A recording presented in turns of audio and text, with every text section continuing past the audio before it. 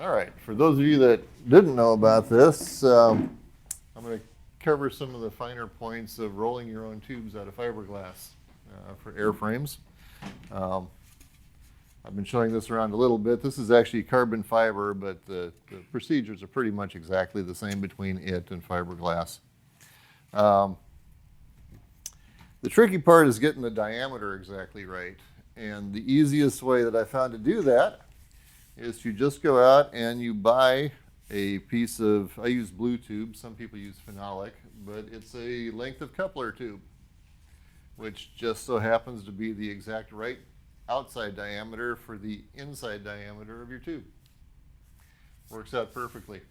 What I've done with this one, and I do with all of my mandrels, is I'll take a piece of conduit and a couple of centering rings. I've got another one here towards the middle. I'll put the 3 centering rings on the conduit, get it in there most of the way, squirt it full of foam, and shove it together. So it's actually full of foam.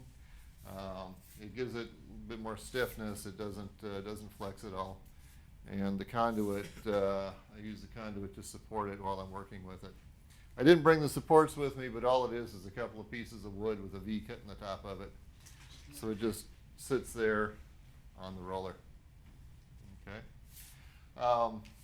Now, if you were just to take your fiberglass material straight onto the coupler, well, the coupler is part of your rocket at this point. Yeah. So what I do with this, and I didn't bring a piece of it with me, but you just get clear mylar, sheets of clear mylar. Get them at Hobby Lobby, either 2 mil or 5 mil. I mostly use 5 mil. And just take and wrap the mylar around the tube. Get it wrapped up nice and tight. In fact, I've got pictures of that. I already trashed the microphone here. Okay. Okay. The mandrel I used for this tube is actually 6 feet long. I didn't want to bring that one. It's a little too big to carry around in the car. But and you can see it's supported on the piece of wood with just the notch cut into it. Now, one thing I have done with this one is I drilled holes through the conduit, and there's a hole through the wood below it. If I want it to keep from rotating, I just shove a nail through there. Keeps it nice and steady. Then I can turn it a quarter turn at a time as I'm working with it. So that's the mandrel out in the garage. I've got it set up on a table about this size, and I'll have the mandrel on one edge so I can work on it real easily from the side. I don't have to lean way over. And then the material is just draped out across the table. Keeps it nice and flat, keep the wrinkles out of it. You want to make sure it's all squared up when you're rolling it up. There's the mandrel with the mylar on. You can see it's all shiny now. I just use regular Scotch tape to hold it together. Now, I have heard people say that you have to take a single piece of Scotch tape and run the whole length of that seam on the mylar. I did that once or twice. I found out real quick that if I just use the pieces of tape across every couple of inches, that I've never had a problem with the epoxy actually getting back up into the layers. Just hasn't been a problem for me. Just one wrap of Mylar, or that is actually about 2.5 wraps. Okay. The blue tube is a little bit skinny, I found out. And I use the 5 mil Mylar, about 2.5 wraps of it around here to thicken it up a little bit. The other thing about the Mylar is you don't actually want to wrap it as tight as humanly possible on here because it makes it really difficult to get off.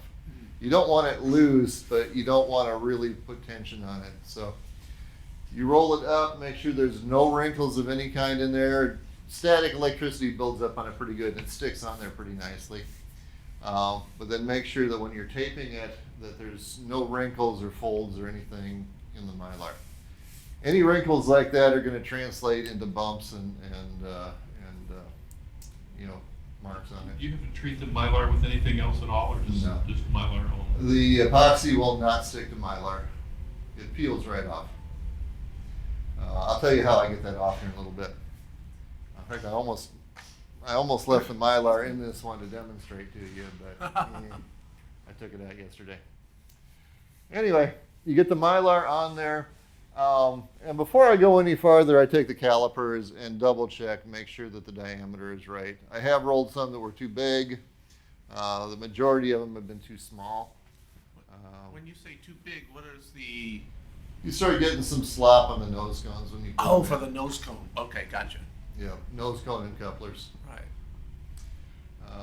The blue tube coupler is a slightly different diameter than the Rocketry warehouse couplers and all that.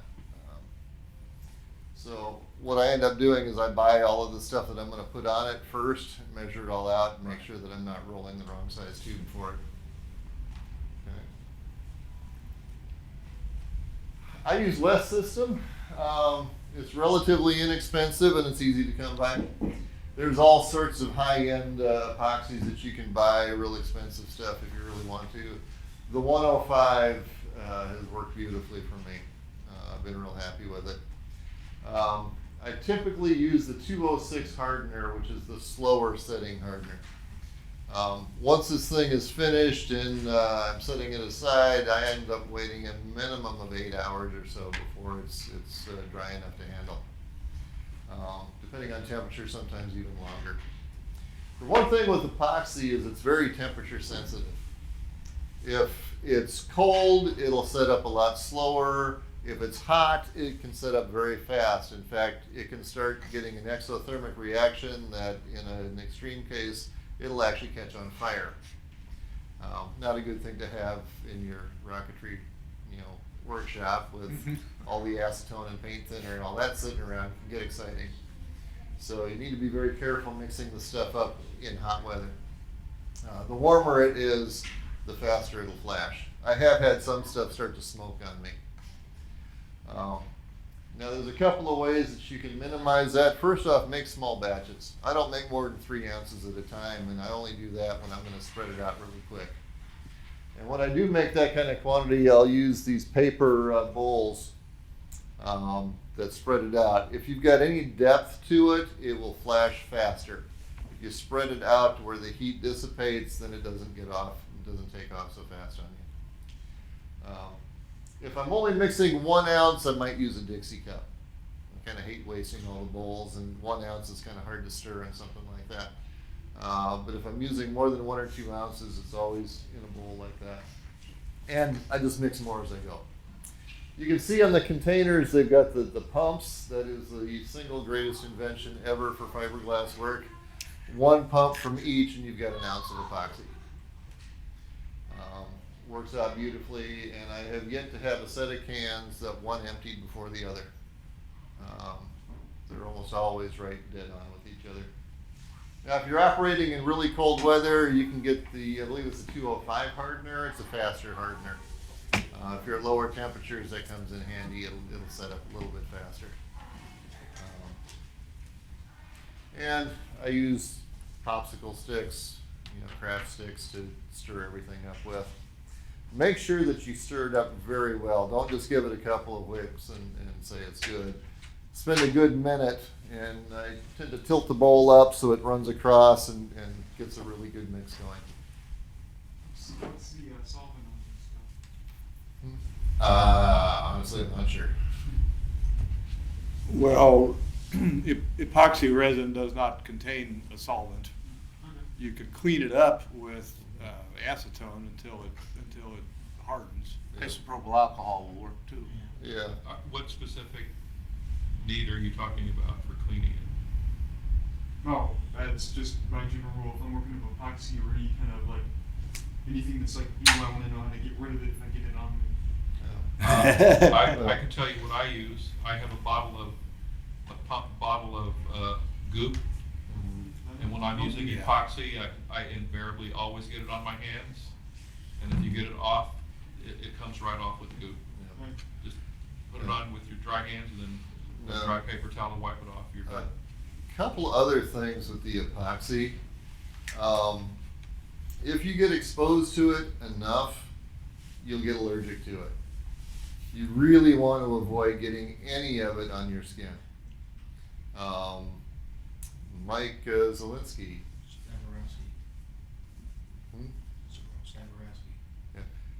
He got allergic to it, couldn't work with it anymore. If you're exposed to it long enough, you will get allergic to it. So I always wear 7mm nitrile gloves, and I've always got a respirator on, and I've always got long sleeves on. You want to make sure you're covered up pretty well. In fact, there they are. There's the gloves. The 5mm I found are a little bit too light. If you go over to Harbor Freight, you can get a box of 50 or 100 7mm gloves, and they're perfect. You can actually reuse them quite a few times before you have to throw them out. The 5mm, I almost always rip them up, taking them off. If you're doing a large tube where there's a chance that you need to you get your fingers or the gloves sticky, one of the tricks, if you have to do something that involves clean hands, is actually put on 2 pairs. And then if you get to a point to where you've got to have clean fingers, you pull off the top pair and you can just keep right on going. Off to the side, I keep a couple of things. I use these cheap paint brushes from Home Depot. And one thing I found out is it's always best to cut off a fair amount of the bristle.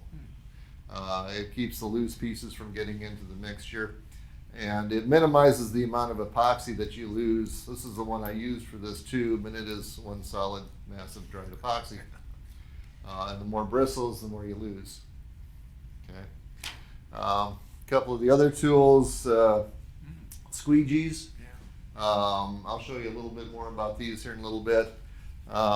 But one thing I always do when I'm getting prepared is off to the side, I'll have an extra pair of gloves.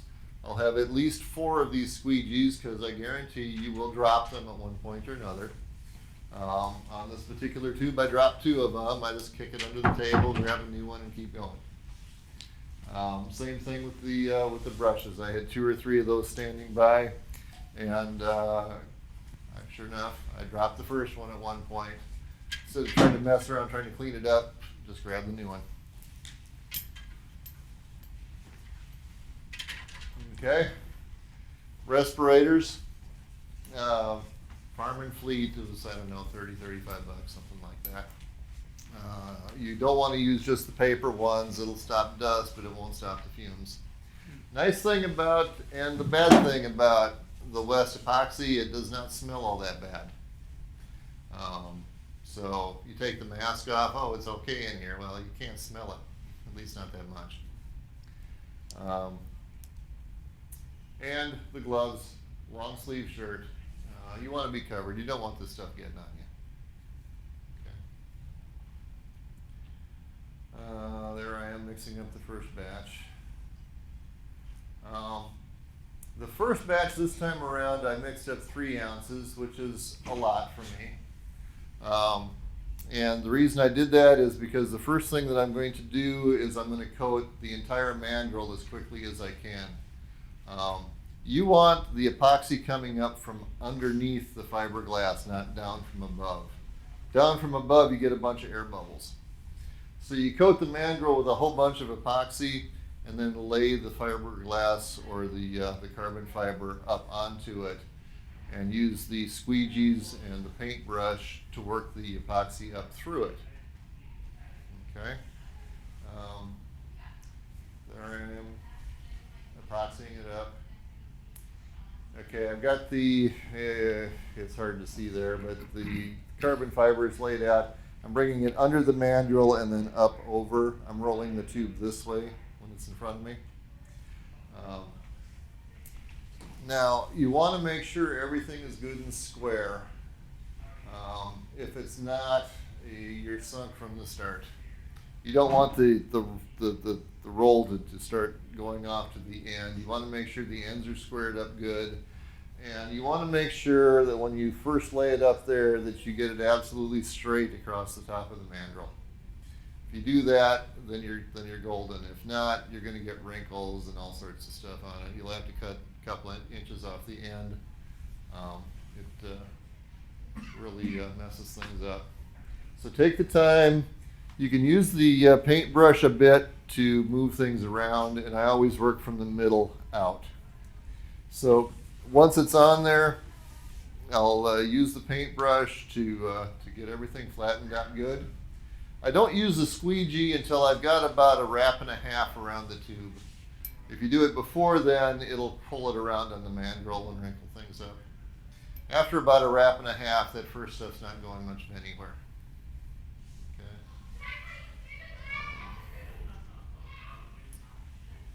So there it is.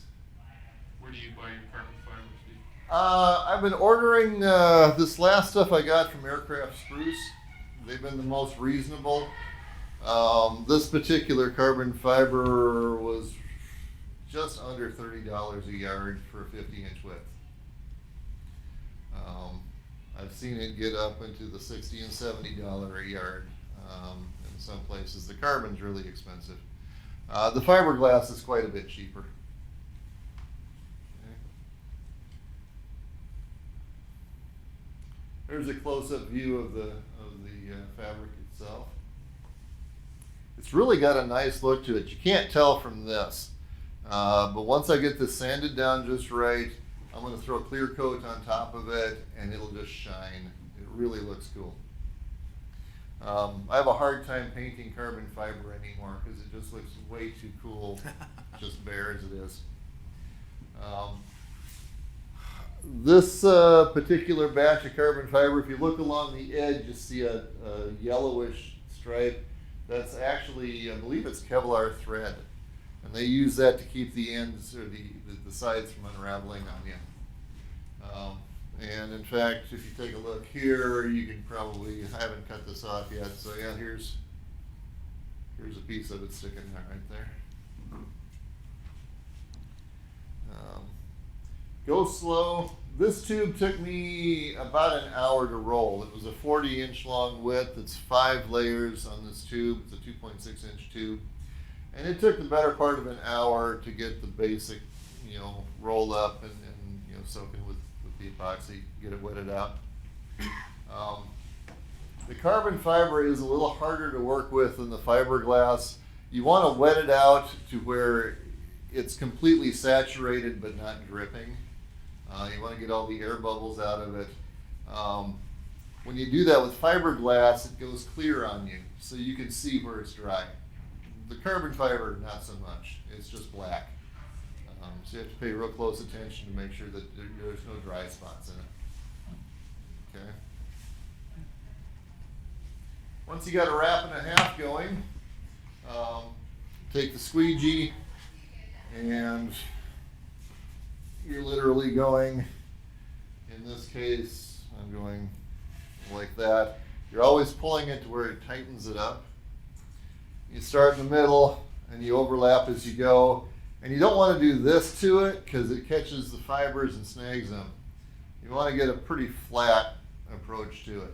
So you're not actually digging the corners of the squeegee in. It's more about a 1/4 to 1/2 inch up on it where you're actually rolling it in. You cannot squeegee this stuff too much. The more you do, the better it's going to work out. What you're doing with the squeegee is you're forcing the epoxy from underneath up, spreading it up into the fabric, and getting an even distribution of it. And when you make a tube like this, if you've got too much epoxy and it's not wound tight enough, it gets brittle. It's nowhere near as strong. Too much epoxy will actually make it much weaker. Ideally, for every 5 ounces of material, you'd have 2.5 ounces of epoxy. This one's, I'm still not there yet.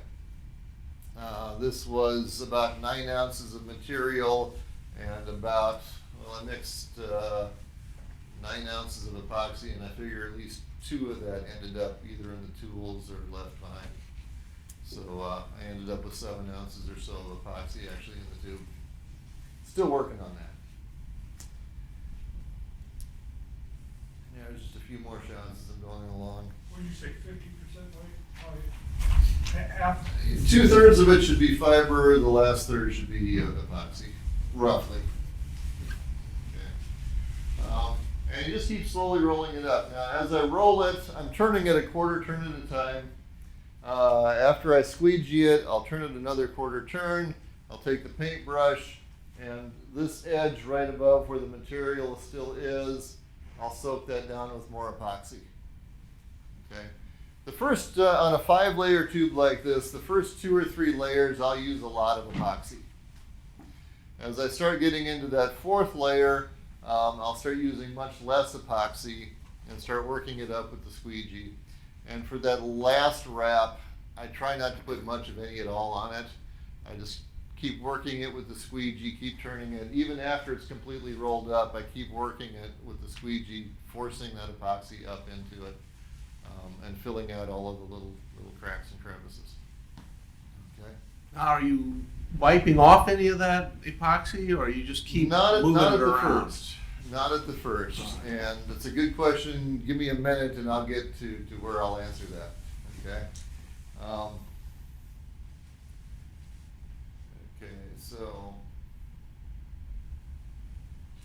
Okay, there it is, almost completely rolled up. There's only a few inches hanging. At this point, I'm just using the squeegee and trying to work that last bit of epoxy back up into that top layer. Okay. And sealing it up. That last edge, this is a little bit stiff. It always tends to want to pop up on you. You keep working it down, but don't work too hard at it because there's one more step after this that'll take care of that. You're just worried about getting the epoxy worked into it? Yeah, you don't want air bubbles in it. You want to work it all out. You don't want any wrinkles in it. Any of that kind of stuff is going to weaken it considerably. And you don't want excess epoxy in there. So you want the layers as tight as possible. And doing it this way has really worked pretty well for me. I have heard of people actually putting metal straps or angle irons and clamping it to the bottom edge of it and hanging it so that there's weight pulling down on it as you roll it up. Haven't tried that myself yet, but so far this approach has worked pretty well. Okay, more shots. There's a close-up.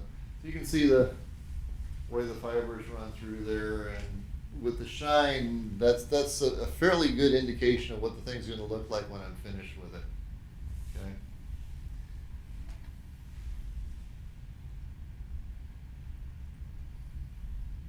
Okay.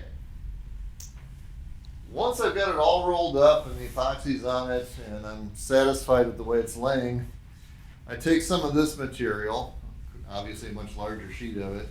This is called peel ply. It's a polyester material. Epoxy doesn't stick to it, but it will soak through it. And what you do is you cut a piece that's a little bit longer than your tube and about 1.5 times the circumference. You want some overlap. And you take that and you just lay it across the top, and you take your paintbrush and start working at where some of the excess epoxy soaks up into the peel ply. Okay. If you lay this across the seam there where the fibers want to try to stick up, this will hold it down. Okay. But once you get it on there, you start working the epoxy up into it with both paintbrush and with the squeegee. When you look at it here, you can see right here where you got the white spots. Those are air bubbles between the fiber, or between the carbon fiber and the peel ply. Any place that you leave dry like that, you're going to see the texture of the material through it. You'll end up with a bunch of like pinholes in it. Keep working it until you get rid of all of that stuff. You don't want any white spots, at least no more than absolutely necessary. Get as much of it out as possible. Once I've wrapped it up good and I've worked it for a while, if I still have dry spots, I'll hit it with another paintbrush of epoxy and let it soak in through there. But when you do that, it does a couple of things for you. First off, it gets those fibers to lay down flat. It soaks up the excess epoxy, and this stuff, I won't say it peels right off. It takes a little bit of work to get it off, but when it does, it pulls all of that excess epoxy off of it. It also gives a perfect finish on it. In fact, I've got, on this side, I haven't sanded it at all. It's got just the finest amount of roughness to it. It's absolutely perfect for gluing to. So when I get set up to attach fins and things like that, I'm not going to sand that portion down until after I've got that stuff glued on. It gives it a very good grip. You end up basically with the same texture that the peel ply gave you. And it's, like I said, it's absolutely perfect for gluing to. Okay. Now on this one, you can see in a few places there's some a little bit of roughness. There's some pinholes. If you look, you can see some white spots on here. The next step for this particular tube is I'm going to sand it down good, and I'm going to coat it with epoxy one more time, and I'm going to wrap it one more time. And that gets almost everything cleaned up on that. The ones that you've missed, the ones that you know, managed to elude the epoxy the first time around, you'll get it on the second try. When you say that you're gonna wrap it one more time, do you wrap it with the same weight fabric? It'll be with the peel ply. Oh. With the peel ply. I'm not going to put any more carbon fiber on here. I'm just going to throw a coating of epoxy on it and then peel ply it one more time. It's like using sand and seal around the balls. Yeah. Yeah, basically I'm sealing the surface of it. And by the time that I finish with the second peel ply layer, for me it's more than good enough. I have seen some perfectionists out there that do it 5 or 6 times and they're doing all sorts of stuff.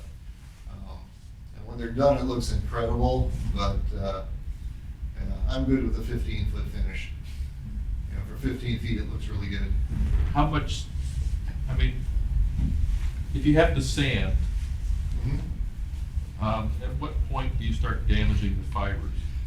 You want to be real careful not to actually dig into the fiber on this. If you start seeing black dust coming off, you went too far. Now with 5 layers, if I hit the top layer, it's not that huge a deal. If this was just 2 layers, then it would be. I'm mostly making sure that the epoxy layer on the outside gets as thin as possible and as shiny as possible. I don't want to get to digging into the fibers if I can avoid it, because it will weaken it. Now for most applications, 5 wraps of carbon fiber is major overkill, but I'm hoping when I'm done with this one that one of its flights will be on an L1090. We have a 54 millimeter motor mount, and we're talking Mach 2 and probably 12,000 feet. We'll see. It should be strong enough for it. Of course, you won't know that until about 10 seconds after you push the button. As I found out at Midwest Power with one of my other rockets. This particular design, I don't have it completely set in stone yet, but I am thinking rear ejection so that the tube is just a single piece. When I'm thinking of overpowering something, I don't like the idea of having a break in the middle of the coupler underneath it if there's any wiggle at all. Turning sideways with Mach is nasty.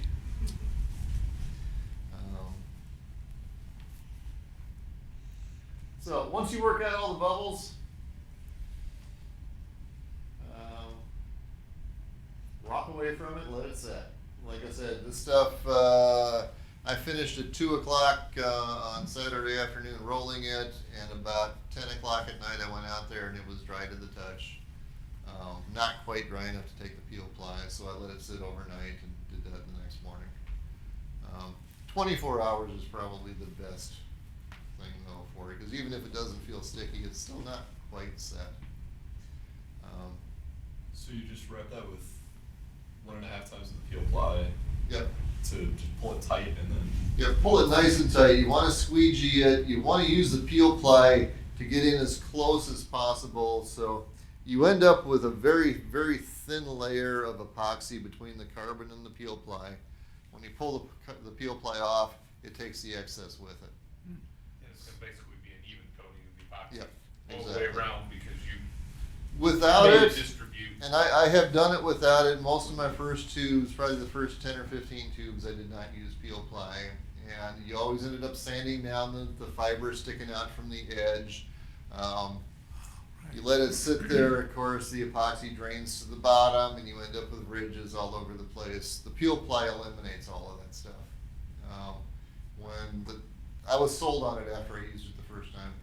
It made things look so much better. It was a monumental improvement over what I was doing earlier.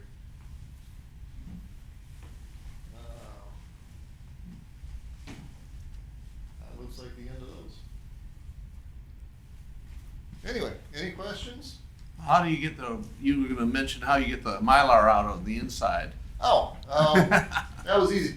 One thing with the Mylar, I didn't really hit it all that hard. You do not tape the Mylar to the mandrel. Yeah. If you do, you now have a carbon fiber coated mandrel. It will not come off. The shear strength on Scotch tape, when there's no give, you will not get it off. Okay. Getting it off the mandrel can be a bit of a challenge too. It took two of us to do it on Sunday. I've got a mandrel that's twice this long, same size, but twice this long at home. And what I ended up doing is sticking a small piece of conduit that was fairly long up through the conduit that was in the mandrel, and then another larger piece of conduit in diameter but shorter, sticking it down, and then two of us were on this and pushing down as hard as we could, and after about 10 minutes of wrestling, it came off. It gets on there pretty good sometimes.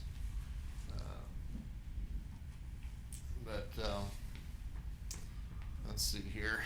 The tighter you wrap it, the harder it is to get off. Yeah, but if you have it on there loose, then you get wrinkles, and it's not perfectly round. So it's you have to roll a few before you get the feel for just what's right.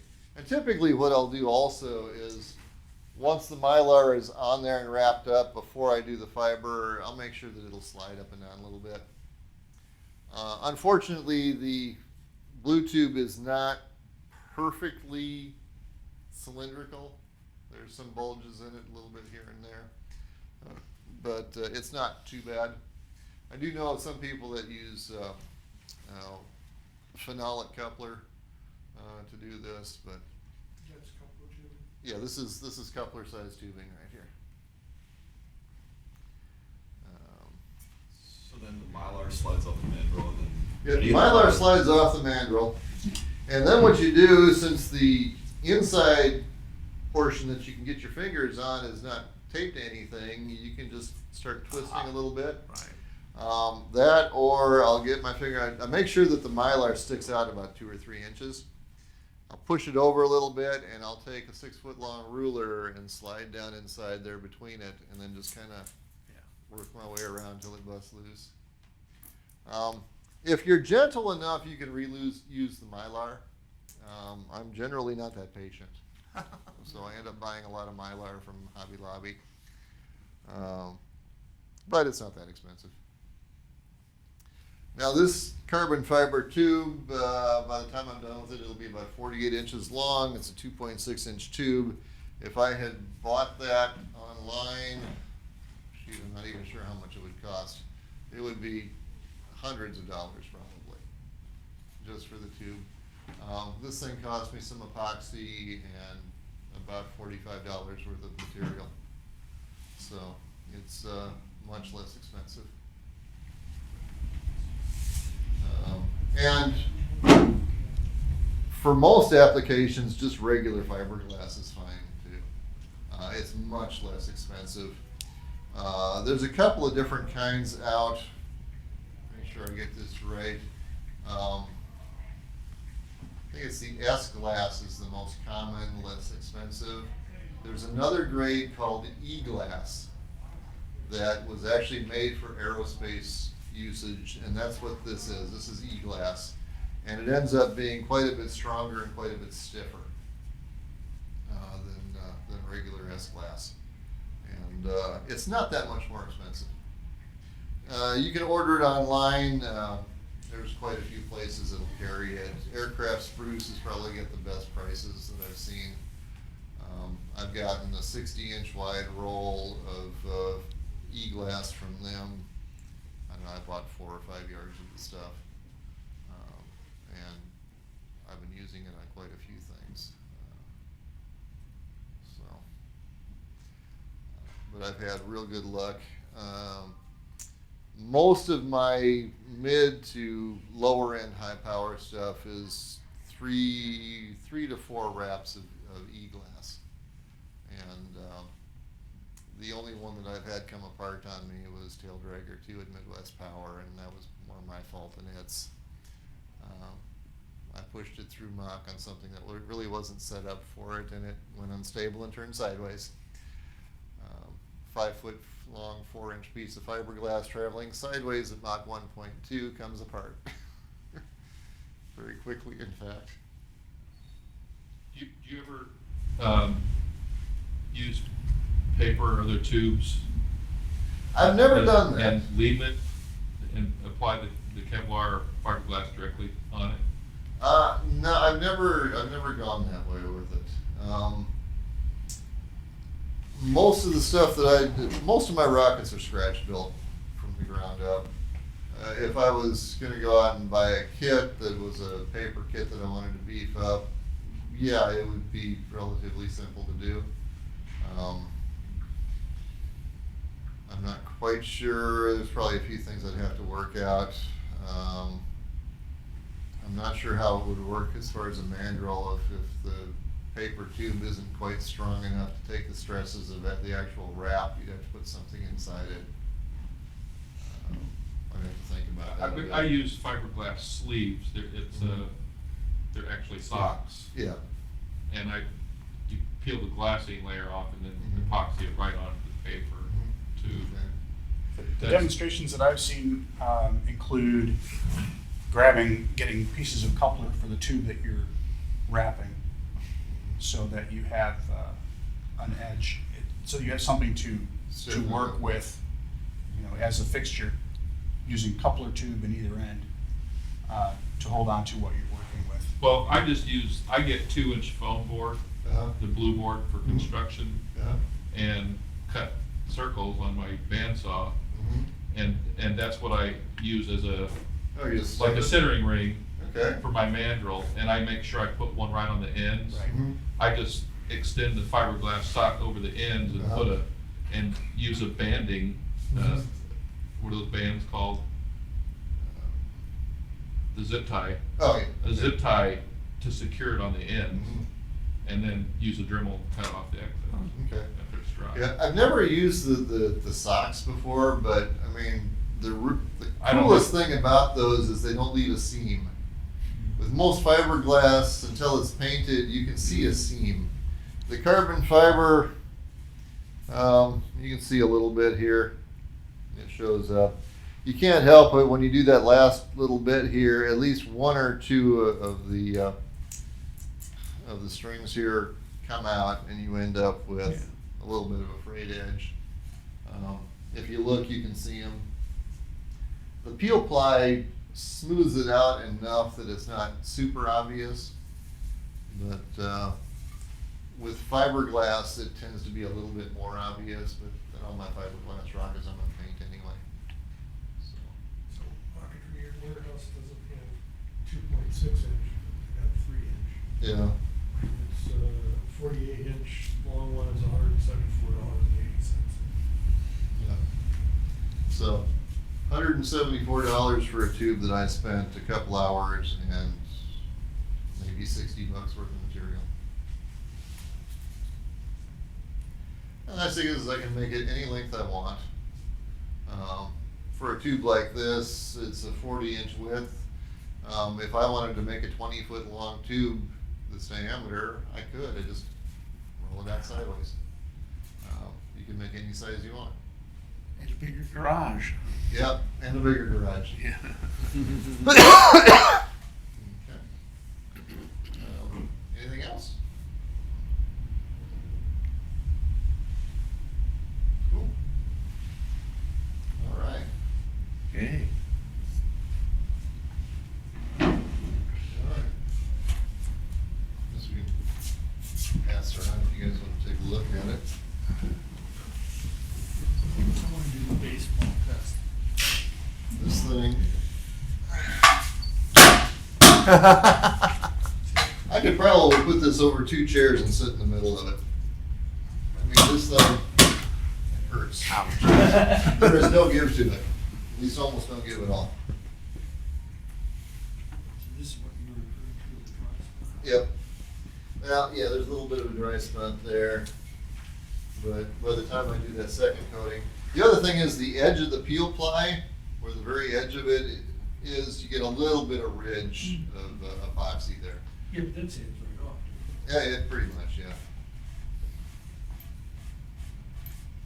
Kind of this. Yep. Is what you're talking about. Yep, that edge right there. And sometimes you get threads that get stuck down in there too. There's a few little threads still left in there, but they'll come out with a little bit of sanding. Got a fair amount of elbow grease left to run up here. Yeah. The Mylar side is real nice. Oh yeah, I wish the outside could come out like the inside does. The Mylar side on the inside is just. We just need to turn it perfectly inside smooth. out. White is very clear. Yeah. You know, early on, I actually tried using another layer of Mylar over the top. I was so gonna ask about that, yeah. The problem with that, it tended to trap pools of epoxy Oh. in there. You'd end up with dry spots, and then you'd end up with spots there that just had too much epoxy in it. Didn't come out very. Uniform thickness Yeah. throughout. Right. This is with CD and other ugly things probably, Yep. Yep. not to mention strength.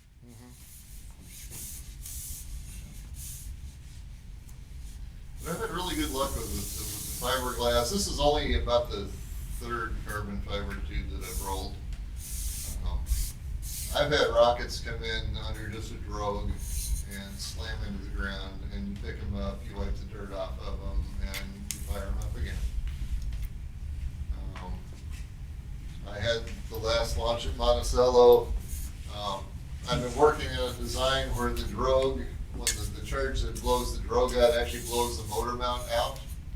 And it's coming in nose first with the drogue chute out here. And then at 600 feet, whatever, it blows the nose cone off and the main opens. Well, this time the main came up, got hooked on the drogue, and it just came down like it was under drogue. Hit the field, went over, picked it up, knocked the dirt out of the tube, cleaned it up a little bit, ready to fly again. If I'd have done that with a paper tube, forget about it. Would have been gone.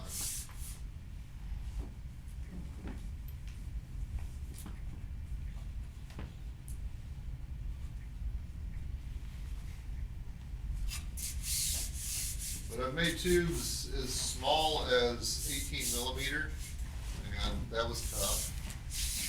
But that was before my peel fly days, so I might have to try that again. And then I've got some that are 4-inch. If this spring and this next fall go well, I'm hoping to have 5.5 or 6-inch rocket ready to go in maybe a year and a half or so. Something that might be level 3 capable. What's the weight of carbon fiber cloth you use? It's 5.8 ounces per square yard. And it worked out to almost exactly 1.5 square yards. So I'm figuring, I rounded it up to 6, so it's about 9 ounces of material. And 16 ounces overall as it is right now. So 7 ounces of epoxy. And what might you have used if you'd been making that from fiberglass cloth? I would have used probably about the same weight. This right here is also about 5'6", 5'8", something like that. It's slightly thicker when you wrap it up, but I've made quite a few, mid and higher powered rockets with just 3 wraps of this stuff, and I've never had a failure on them yet. I think often then people come around with the last wrap of something like ½ ounce or something like that. For finish. For Yeah, finish wrap. I have tried that. But once I started using the peel ply, I didn't need it anymore.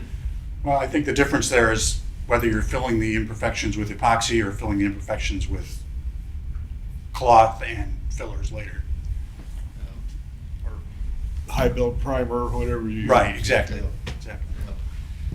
The last time I did the 2 you know, the second wrap of peel ply around the fiberglass tube, when I pulled that second one off, it looked, I won't say perfect, because you look hard enough, you can find little imperfections, but it was the best tube I'd ever rolled. It really looked good. And most all of this stuff, I've been buying it online. There's a outfit in California called Tap Plastics. They've got a lot of the supplies. You get the squeegees from them. Of course, you can go to the local auto parts store and get something very similar to this. But these were cheap. You buy packages of 10 of them for a couple bucks. Most of the rest of the stuff, the material, I've ordered from a couple places. The Aircraft Spruce website has probably got the best prices. I was wanting to get a longer rocket made with e-glass, and all the places I was checking with only had 30-inch wide rolls, and Aircraft Spruce had 60-inch. The e-glass is actually really popular out in California with surfers. And the 30-inch width is perfect for a surfboard. So that's probably where most of it goes.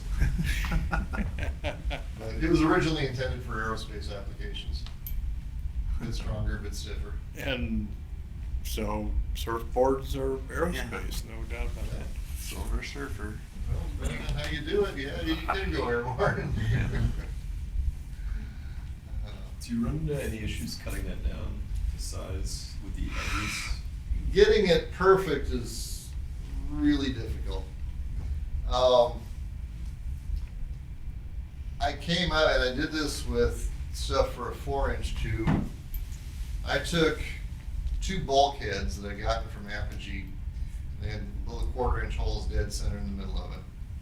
I took a piece of all thread, 1/4-inch all thread, ran it through, so I had the 2 discs like this.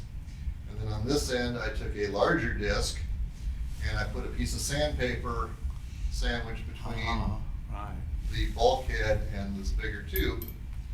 And once you think you got it really close, you shove the whole contraption in and just start doing this. And that worked relatively well.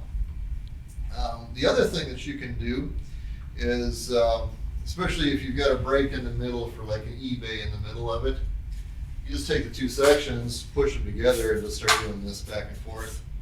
And the ends are abrasive enough that they'll trim each other down.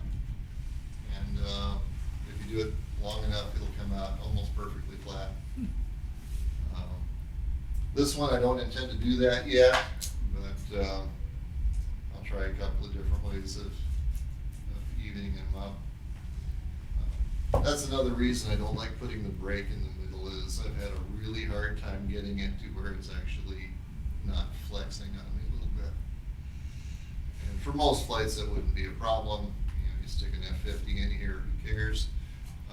You put that L-1090 in there, and it's a whole different story.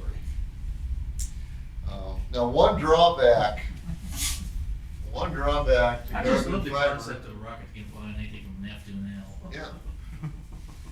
One problem with carbon fiber is it will block radio waves.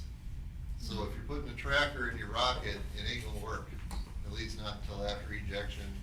And that's, yeah, fiberglass nose cone, but then you've got all thread and you got the metal tip on the end of it, and a lot of that can interfere. I might have to have a small section of fiberglass at the very top that I'm actually going to permanently affix to the nose cone. And I'll have the tracker up there somehow.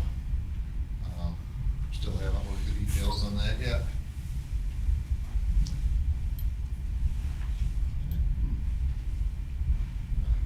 Anything else?